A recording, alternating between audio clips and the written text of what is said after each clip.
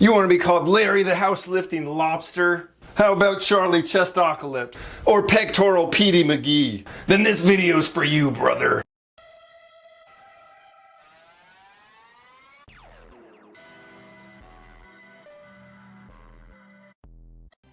Welcome back to Self-Built. I'm going to show you an exercise today that is going to definitely increase the power and strength on your bench press. This is something you really never see, especially at gyms, since there's so much equipment. It's easy to get distracted by the flashy machines and the cool cables when all you need for this exercise is the floor and some kind of weight. What I'm talking about are floor presses. If you haven't done these, I'm going to tell you why they're great, how they work, and why you should incorporate it. Let's get into this. If you think about it structurally, when you're down, when the bar is touching your chest or it's low, your chest, your shoulders, and your triceps, they are all spring-loaded and they're ready to explode. As you go away from your chest, they lose that spring effect and you have to focus on just raw power to getting it up. These help you train specifically in the mid to higher range because you have no choice. It doesn't let you do any other way. When you're laying on the ground, your elbows won't let you go any closer than this, and you're not going to be having that huge spring effect as you normally would back here. So it's going to force you to focus on that upper portion.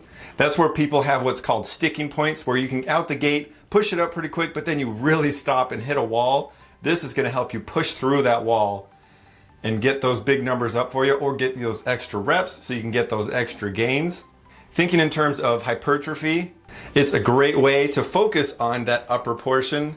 People usually fail that top half portion first, so that lower portion gets worked a ton. And it's really strong and it's got a lot of meat there. And this top portion gets neglected. This is going to help even out that as far as muscle too.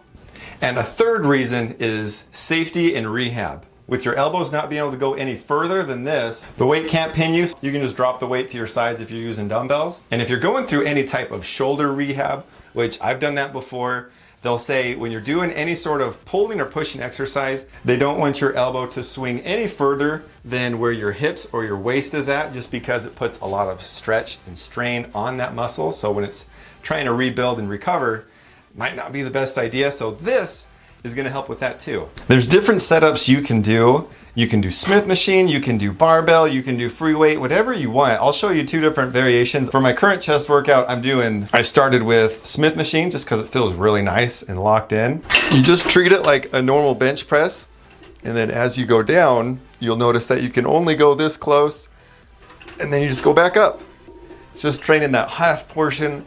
It's really going to help you finish your rep when you're doing a max weight, or when you're just trying to grind out those last few reps. This will help even out your strength curve and build that muscle, or rehab your shoulder.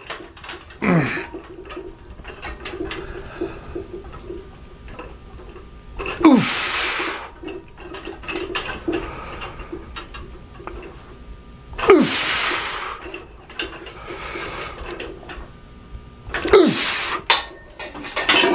One of the main reasons I chose this one first is since I'm training by myself, this is the easiest way to put weight on and off. And I'll show you with dumbbells, it's a little bit more difficult to get in and out of position. Not much, but I prefer this just a little bit more.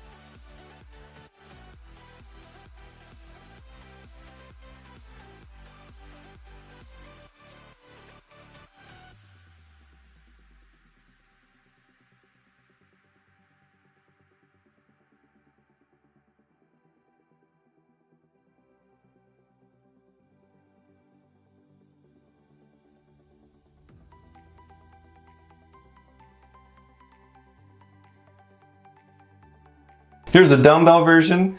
The reason that it wasn't my first go-to, I waited till I fatigued myself with the Smith machine, is because with these, you have to pick them up off the ground and then you can do your pressing. And then once you're done, then you lower the weight. And I mean, if you're in the commercial gym with rubber weights, I wouldn't mind throwing them or dropping the weights, but since these are mine, I don't really want to do that. So same thing as with before. So you just start down here and push up.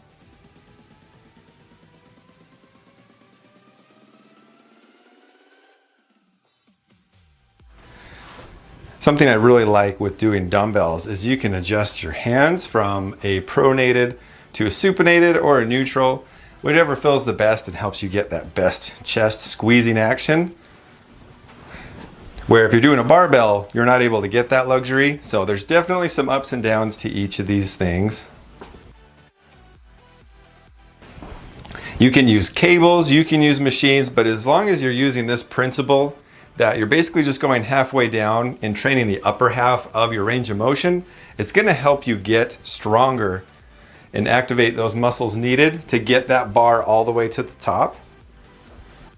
So if you don't have this exact setup, those are just some ideas to help you get there.